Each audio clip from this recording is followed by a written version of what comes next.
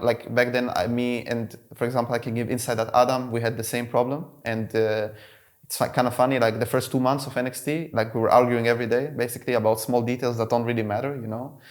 Hello guys, we're here back with another podcast. Today with the newest member of the CSGO team, Dorian, xertioN, Berman. Hello. How are you feeling today? I'm doing great. What about you?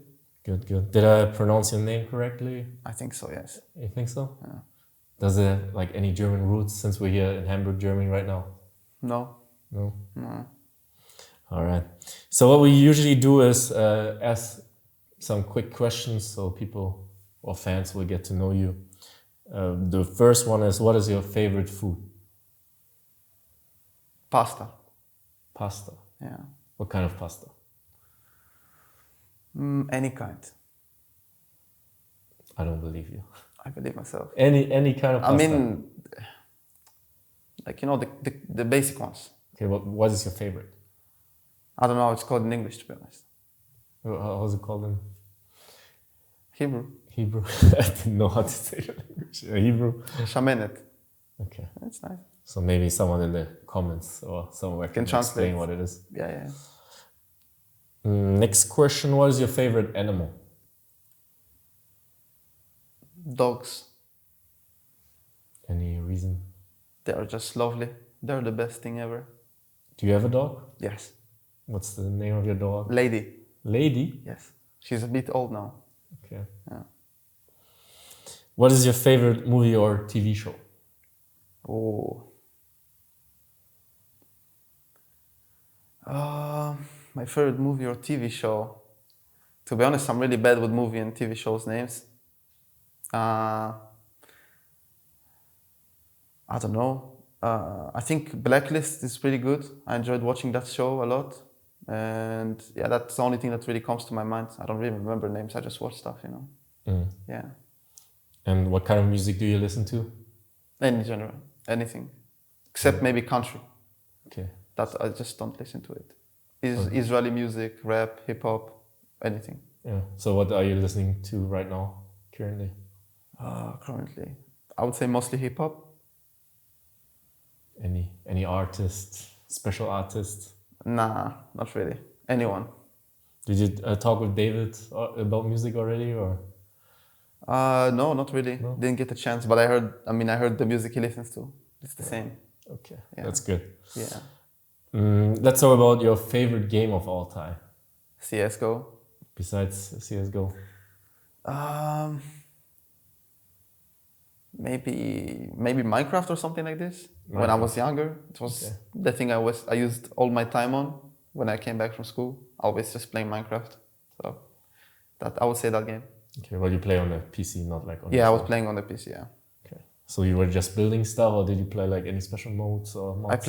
I played like survival with friends, and then I played online like on other servers. You know, anything basically. Skyblock, all of these game modes basically that you can play.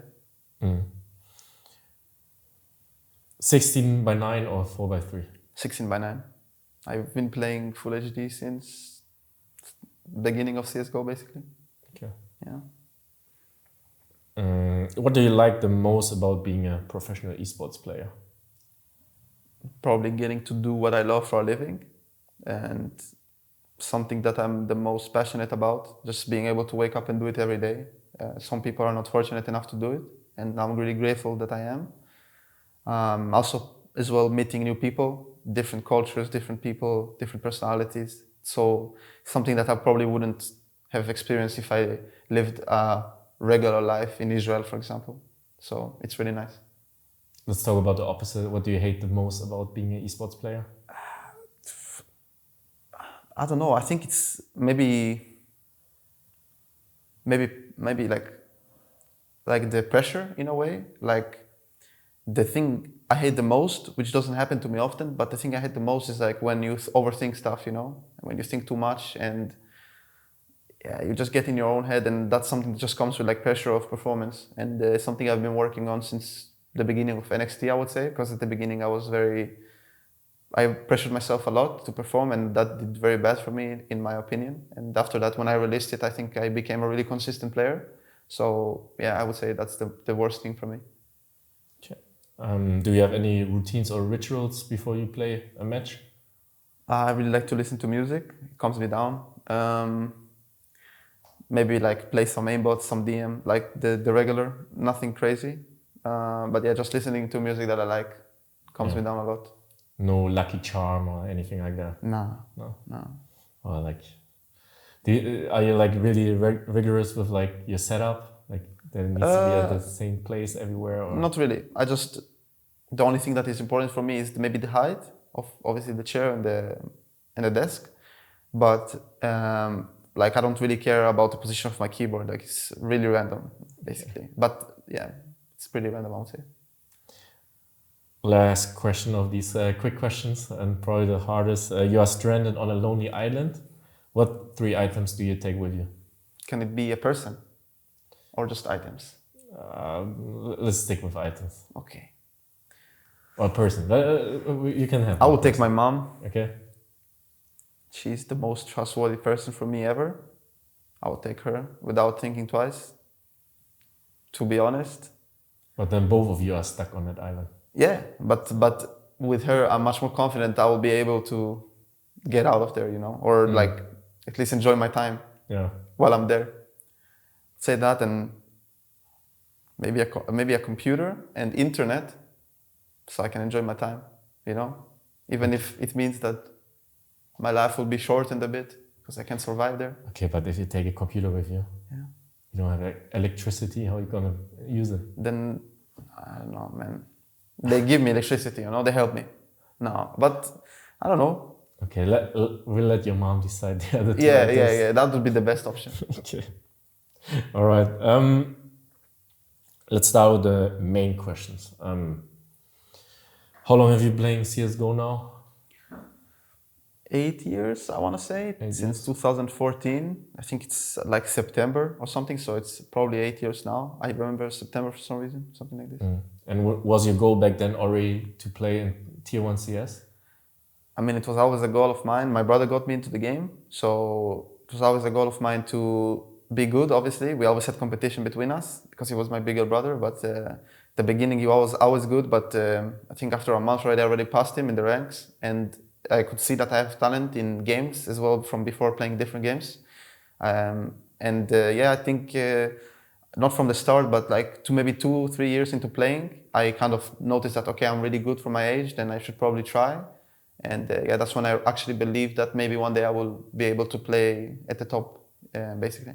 Yeah. Was there like one specific moment where you realize, okay, it can be possible for me to play in the highest tiers? Yeah, I mean, as funny as it sounds, I mean, I was like 12 or 13, I reached like 3K elo on Faceit, which back then was a big milestone for me, especially because I was playing alone. I didn't really have much friends to play with back then that were in like the high levels. But yeah, that's when I was like, okay, I'm 13, I'm already playing this. I played some FPLC quals already, which is like back then was like the biggest thing I ever did. And I felt like I was much better than the players there already. So I was, that was probably the moment that I felt, okay, I might have a chance to go pro if I work hard and do all the stuff correctly. How old were you back then? 13. 13. At 13 you realized? Yeah, I was like, I might have something in this game. And then I basically started grinding it without non-stop, just playing. I mean, one of the phenomenons, with being very good at a young age is in your team now, right? Yeah. David, was he maybe like a role model for you back then already? Like seeing that some guy already did it with 13? To be honest, not necessarily a role model, but I mean, it was always like something that you look at and you're like, that guy is so much better than me, It's also something that, in NXT, when I'm playing against him, he's playing so maturely, he's very smart, and I can see it obviously now when I'm playing with him in the team, it's really a pleasure. But yeah, he's a really good guy, he's hardworking, he's like everything that basically you should be when you're young, and I can see why he's so good at this age already and why he was so good when he was 16 and 14 and 15, just dominating the scene basically. So yeah, basically I didn't look up to him in a way, I just really respected what he's doing. Yeah. One thing, I mean, a lot of fans already know you can do a lot of stuff with your fingers, And I saw you play as well, and it kind of comes handy sometimes, right? I mean, I hold my keyboard in a really weird way. Yeah. Most people use their pin key for like the A and like as well like the crouch with this bone basically. A lot of people do that, and for me this finger is basically useless. I like grew up playing with it outside my keyboard, so like basically if I would hold my keyboard, then this finger would go to crouch, which would be like this, and yeah, basically it's kind of like muscle memory, you know. I don't think about it, but I mean, it is kind of helping me that I'm flexible because I'm playing like this. Can you maybe show like one of your tricks to one of the cameras? I mean, I have this, I have this, and I have this. That's basically what I can do, I think. The last one is probably the most famous one, right? Yeah, this one is the famous one. Let's talk about Tier 1 CS a bit. So you have been practicing a bit now with the team and also the boot camp. I think we're in the... How many days of practice do you already have here? I think like 4 or 5. I think 5 days of practice we had. I'm pretty sure. And I'm pretty sure you also practiced against some Tier 1 teams in your time during NXT. What would you say is your first impression of Tier 1 CS? I wouldn't say from the outside, like other teams, like they obviously play well, but it's obviously only practice. It's much different in official. I'm sure about it. You know, experience comes into that, so I will just have to see in officials. But I will say, in the system of main team, like MOUZ, playing with these guys, like they think about so much small details. Like for example, I remember I had a theory session with Chris after practice because I wanted some help, some guidance in some position, and he basically told me like, hey, small tip. You can do this and this, and if he's here, like you can do this and stuff. And I was like, he's saying it's a small tip, and I've never thought about it, you know. So I'm like, damn, like this guy's really smart. So yeah, it's really it's really much about the small details and how you can perfect the game. Basically, that's what, in my opinion, is the biggest change from Tier 1 to maybe Tier 2 or 3 in that regard. Yeah. Does it change the atmosphere around the team as well in Tier 1? Yeah, I would say it's much more professional, much more serious. Obviously, like we also have the moments where we have fun and we joke around, but in this level, like I feel like you really need to be on top and you really need to be really professional in the server to reach like higher peaks and to maintain your level basically with other Tier 1 teams. Yeah. Do you think you're a bit overwhelmed with the details because you didn't expect it to be that detailed? Not really. I would say, fortunately, I would say I have a really good mind for the game, and as well, like when I have to play new positions, I kind of already know the concept of what am I supposed to do, and I kind of feel like I just need time to play them and experience on the positions. But not really. But it's just maybe surprised in a good way, like not overwhelming. Just like I never thought about it. It's really nice info to have from any of the teammates. You know, when they say something, it's as well like with for example, Adam, John, or Dennis, like they say stuff that they would never think about before in NXT, right? So they've all had a big upgrade, and it's really nice to see. Yeah. Let's talk about NXT as a project. You are probably one of the first 4 or 5 players that went through the system. Could you maybe explain how NXT as a project helped you develop as a player and also as a person outside of the game? Yeah, well, it's really been amazing. I'm always gonna be grateful for the opportunity to play for MOUZ at that period, because I was really unproven. I didn't really play in a team before, maybe in like a little team, but nothing really professional in a way. And when you join like an org like MOUZ, it's so easy to become professional and to improve yourself because you are around people who have done this for years. You know, MOUZ Sports is a really big organization, and you kind of learn how to be professional, how you should behave, even though we're playing in an academy team, which for other people might seem like only academy team, little kids, you know, whatever. I felt like I learned a lot from my period here, how to behave with certain people, how my attitude should be. And I think I've went under a really big transformation of my personal attitude. I think when I came to MOUZ, I was, 16, like I was very confident in myself. I wasn't cocky or anything, but like sometimes, when you want to say something, you say it in a bad way, even though you don't mean it. So I can, like back then, for example, I can give insight that Adam, we had the same problem. And it's kind of funny, like the first 2 months of NXT, like we were arguing every day, basically about small details that don't really matter, And even if they matter, it's not the way you should, it shouldn't be arguments, it should be like debates. And basically we had a really good session with our sports psychologist and with Dennis, and we worked to fix it, and like we became best friends in a week after that. So like, yeah, I would say like I improved a lot, obviously as a player, but even more as a person because of the environment around me. Yeah. Do you think being in NXT and now going to the first team or main team helped you a lot, being in the system already and knowing like maybe the staff around the team as well? For sure, it's much easier. It's kind of like the dream scenario because it's an org that I've already been with for a year and 2 months. It's not like a new place because, like in my eyes, when you join a tier 1 team, there's so much new stuff, right? And when you join a completely new team with people you don't know and people who are, for example, very experienced, then you really need to earn the trust and respect from them. And I felt like when I joined here, I already got it because they know me, and that really helps me be comfortable in the team already. And I think it's really nice to have it in this way. Let's talk about that. Does it help you that you have former teammates here now, and also obviously your former coach already in the main team? Yeah, I mean, for sure. It's as I said, it's just much more easy for them to respect me, to understand where I'm coming from. It's just like they obviously improve, but they stay the same people, or like they stayed kind of similar in game, even though they upgraded their way of playing. So it's really nice to play with them again because I already kind of know what they like to do. So yeah, it's just very comfortable. And you already said you saw a difference between back then and now? Yes. Is it like, how big of a jump is it for you? Like, I mean, it's a really big difference with them, like like for example, Dennis, I remember he came to help us in NXT for one practice, not too long ago, or like 2 practices, and he said some insights that I've never thought about, and I was like, damn, like that guy really worked hard probably in the main team, and he's became so smart now. And now when I joined, now you can see that Adam and John are the same. Like it's not that big of a difference. As I said, the playstyle is similar, but they're just much more like calm, collected, and just much more observant of the information that you play in practice, for example, and it's really refreshing, basically. Yeah. So do you like talk about how to like get used to tier 1 with Adam and John a lot, or?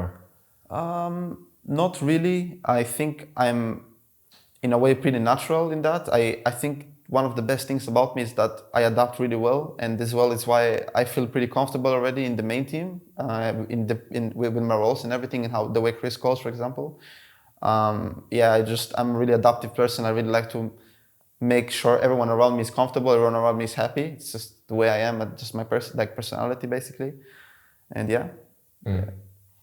I mean, talking with Adam and John before, one of their, not issues, but one of the biggest hurdles for them was the calling, because it was so much different than to academy calling.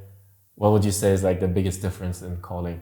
I mean, I wouldn't say like necessarily one was bad and one was good. I think like both styles are really good. I think it's, for example, the way Shuhei called, like Camille called in the NXT, really fit the inexperienced, and it really fit that he saw the game in a very advanced level, compared to maybe some of us in the team back then. And with Chris, it's more like he knows that we are all tier 1 players basically now, right? And he just gives the trust that in a way, like you just play defaults or like whatever you want to do, and like he just basically just lets you fill out the game and do whatever you want, and he just gives like the mid-round calls basically.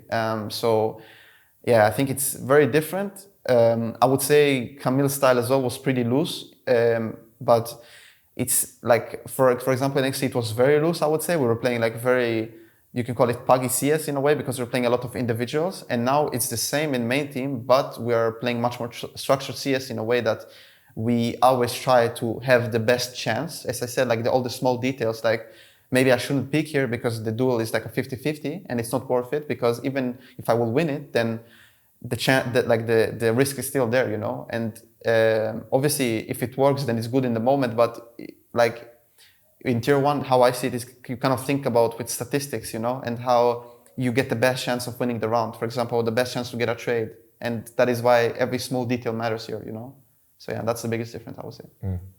Would you say it fit your style? It fits your style very well. This new statistical approach, maybe to everything. Yeah, I think both styles fit me really well. As I said, I think I'm really adaptive. The only thing I don't really like in CS, personally, from my experience, is like really strict. I think it's, for me, it's like personally, it's not good because I'm a very alive player. I really like to react to stuff. I really like to play the game and just do whatever I want, you know, and learn from my mistakes and be happy when I make good plays, right? And I mean, yeah, it's basically, I would say just that's it. Mm. Yeah. Let's talk a bit about your goals now joining the main team. What do you want to achieve in T1 CS? To be honest, I just want to be able to have fun, like as much as I can, and just enjoy the fact that I'm here and just keep working hard and staying humble and doing all the stuff that is needed for me to succeed. And yeah, my goals, I mean, I would just, as I said, I just want to be the best in my roles. I just want to be the best teammate to my team. I just want to try to win everything, basically. It's a big saying, but I truly believe it's possible. And I hope there's going to be a big career ahead of me because I really like this game. I'm very passionate about it. And yeah, I just hope it happens. I heard from your teammates already that you like to talk a lot about Michael Jordan, right? Yeah. Can you maybe explain that? What's the fascination with Michael Jordan? Yeah, it's the same like with Kobe, rest in peace. It's like I really like their mental. I really like the way they think. I really like the way they work. Like all the quotes they have, all the books, like the Last Dance about like the document movie with Michael Jordan. Like it's so inspirational. Obviously, they're the best. They're the best at what they do, right, at basketball. So I just take it as like motivation and learning to how to be good in what I'm doing mentally, basically. And like it's about taking the right things because, for example, Michael Jordan had a lot of bad side to him. You know, he was maybe not the best teammate. And for me, it's kind of like balancing it out. So I'm a nice teammate, but I'm also like, as you said, like as I said before, like very focused on small details. Like I'm basically a perfectionist, I would say. Like I really want everything to be as perfect as possible, which is why I think that I fit in this team really well because I feel like we have the same minds in that regard. But yeah, I mean, I just really like the way they think, the way they work, motivation, all of this. It's something that is a big part of who I am today. Mm. All right. I would say you look into the camera and maybe have a message for all the MOUZ fans, what they can maybe expect from you and whatever you want to say to them. Well, first of all, I want to say a big thank you guys to all of the support I've received. It's amazing. I'm really happy to be here today. It's been a long time goal of mine, as I said before. I'm just hoping that I can help MOUZ basically be the best in the world and win trophies and all of that you guys all deserve and that MOUZ deserves as an organization because they have been nothing but amazing. And yeah, I just hope I can do my best for that. And I hope you guys cheer for us. And yeah, that's it. Thanks for taking the time to have this podcast. Thank you very much. All the best for the bootcamp and obviously ESL Pro League. Thank you.